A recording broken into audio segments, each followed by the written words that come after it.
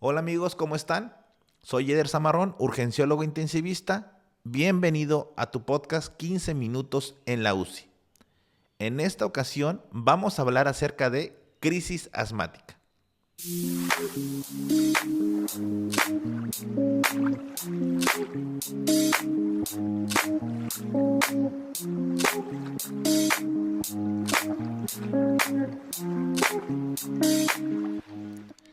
El asma es una enfermedad heterogénea generalmente caracterizada por una inflamación crónica de las vías respiratorias de conducción. Esta condición, esta situación va a hacer que se dificulte para entrar el aire hacia los pulmones, pero que se tenga mucho más dificultad para que salga de los mismos. Es decir, va a haber una disminución en el diámetro, en el calibre de las vías respiratorias de conducción, lo que va a condicionar la sintomatología de sibilancias expiratorias, la presencia de disnea, opresión torácica y tos. Estos síntomas varían durante el tiempo y también en intensidad. El tener asma regularmente es por clínica clásica, que es la disnea intermitente, tos y sibilancias, más la demostración de una obstrucción variable del flujo aéreo expiratorio. Regularmente estos pacientes sí tienen reversibilidad en este flujo, a diferencia de algunas otras patologías. Y netamente entrando a lo que es crisis asmática, esta es un aumento de los síntomas previamente descritos rápidamente crecientes. No mejoran con el manejo farmacológico que regularmente se prescribe a base de broncodilatadores, o puede ser que sea un evento de primera vez. Cuando se considera crisis asmática severa, entonces estos síntomas rápidamente crecientes se asocian ahora a una insuficiencia respiratoria y aumento en el trabajo respiratorio. Esto ya se vuelve algo mucho más grave, que puede evolucionar a un asma casi fatal, en el cual ya se pone en peligro la vida del paciente. Se evoluciona mucho más rápido, te lleva a hipoxemia, a hipercapnia e incluso a un paro respiratorio. También tenemos el asma aguda fatal, el cual lleva a una falla respiratoria, pero a los pocos minutos el paciente presenta o puede presentar paro cardíaco. Así que vamos contra el tiempo, pensamos que está esa broncoconstricción, que está limitado el flujo a la expiración por disminución del diámetro de las vías aéreas de conducción, y tenemos que quitar eso para que mi paciente no evolucione hacia algo tan deleterio como lo que describimos.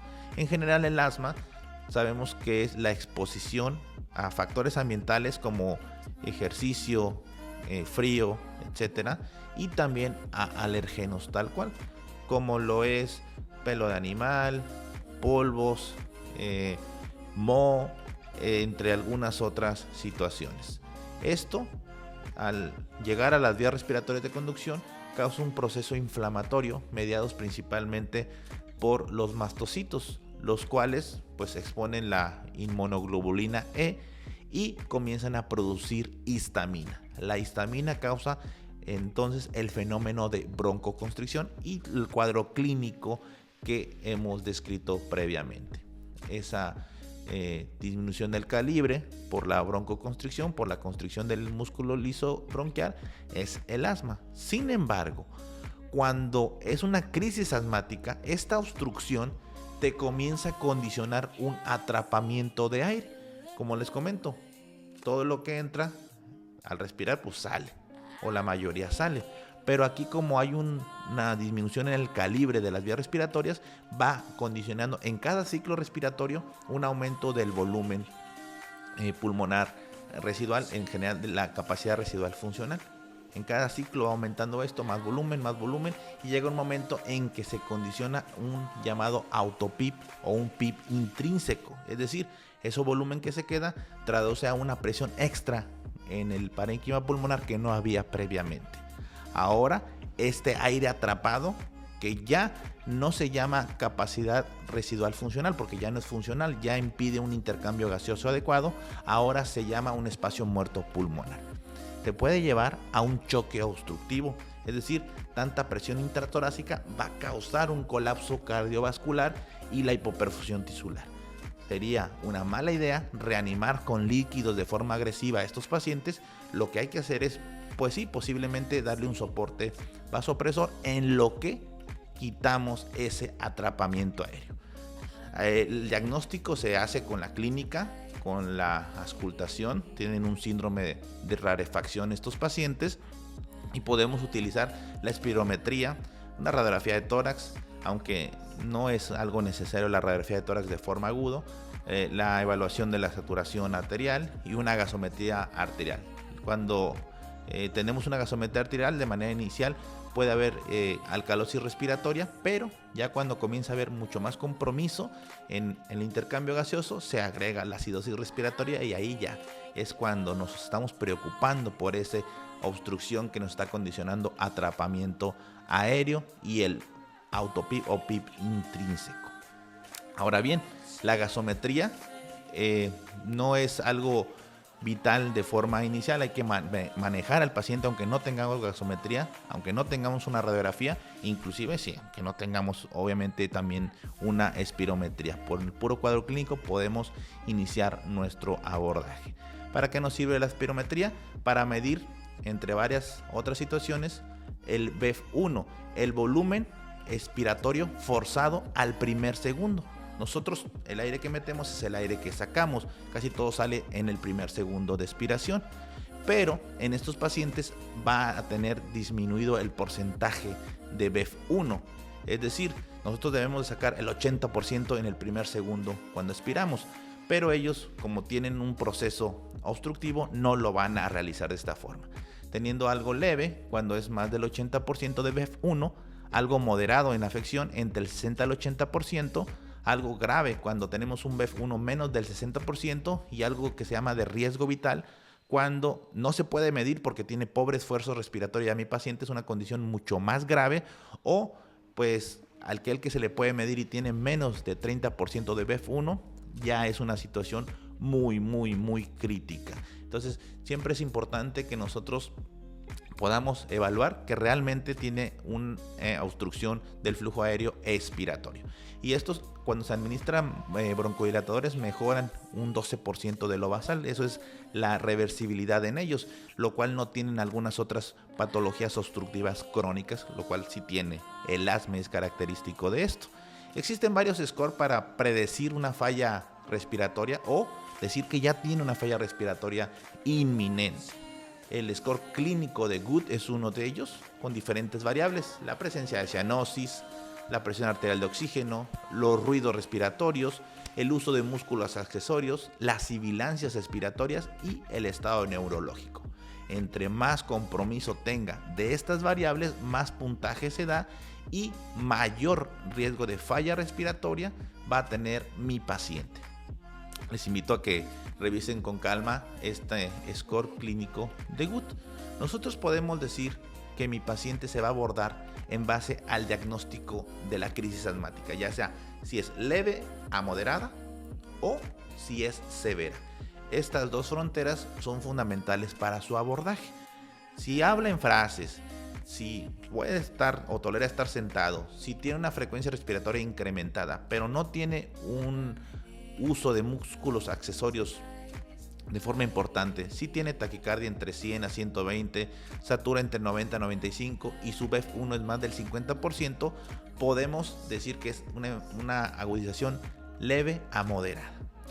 Pero si mi paciente ya tiene habla entrecortada, incapacidad para el decúbito, el estado mental ya está alterado, hay cianosis, frecuencia respiratoria más de 30, que es muy importante estar evaluando esto, un tórax silente, ya ni entra ni sale el aire de tanta broncoespasmo que tiene, el uso de músculos accesorios, un pulso paradójico, cuando el paciente inspira le baja la presión, por tanto presión intratorácica, yo le digo apachurra el corazón, todo ese aire atrapado de los pulmones, taquicardia más de 120, saturación menos de 90, una presión arterial de oxígeno en la gasometría menos de 60, un CO2 más de 45 y una BEF1 menos de 50%. Si tenemos la agudización, entonces nuestro objetivo de manejo es pensar en revertir la obstrucción del aire. Si nosotros sabemos la fisiopatología de la crisis asmática, entonces vamos a ir a buscar esto. Una broncodilatación rápida es lo que queremos. También es importante darle un soporte de oxígeno, una meta de oxígeno en saturación, en lo que tenemos el abordaje del manejo del broncoespasmo, y estar viendo que mi paciente no haga algún efecto o alguna complicación como lo es un neumotórax por las presiones pulmonares altas que pueden presentar, la acidosis que puede causar arritmias, etc. Y también pensar en evitar la recurrencia administrando esteroides. Si mi paciente tiene una exacerbación leve a moderada, el uso de betagonistas de acción corta es bastante adecuado, como por ejemplo salbutamol o formoterol. Estos se utilizan la dosis que están descritas cada 20 minutos durante una hora, y con esto regularmente va a haber una mejoría.